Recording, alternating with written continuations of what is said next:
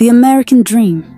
Work hard, go to college, get a stable job, buy a home, start a family, live happily ever after. That was the script. But today, millions of young Americans are throwing that script in the trash. And not because they're lazy, entitled, or impatient.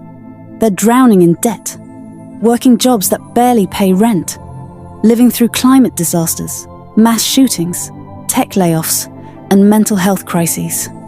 And yet, every day, they scroll through a feed that says, "It's your fault." So now a new question emerges. What happens when an entire generation stops believing in the dream they were sold? Welcome to the untold story of Gen Z versus the American dream, the myth we were sold. For decades, the American dream meant upward mobility. If you follow the steps, school, degree, job, mortgage, you'd live better than your parents. That dream built America's middle class. But for Gen Z, the ladder is broken, and the cost of each rung has skyrocketed. Today, the average student graduates with $37,000 in debt. Homeownership is out of reach for most under 30. The US minimum wage hasn't increased since 2009, while inflation has exploded. Meanwhile, elite universities charge $80,000 a year, selling status and stress more than education. And those entry-level jobs?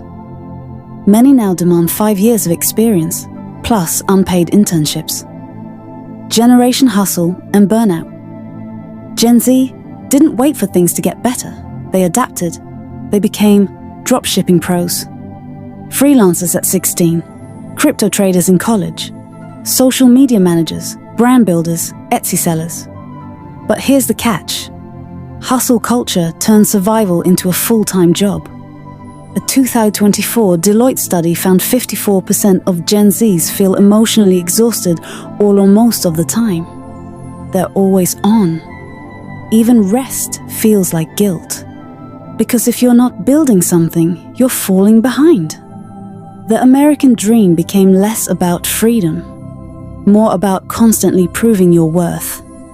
Trapped in a broken system. Everywhere they turn, Gen Z faces walls.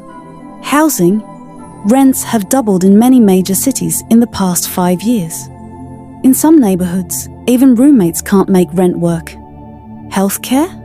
One ER visit can wipe out months of savings. Many skip treatment because they don't have insurance, despite working full-time.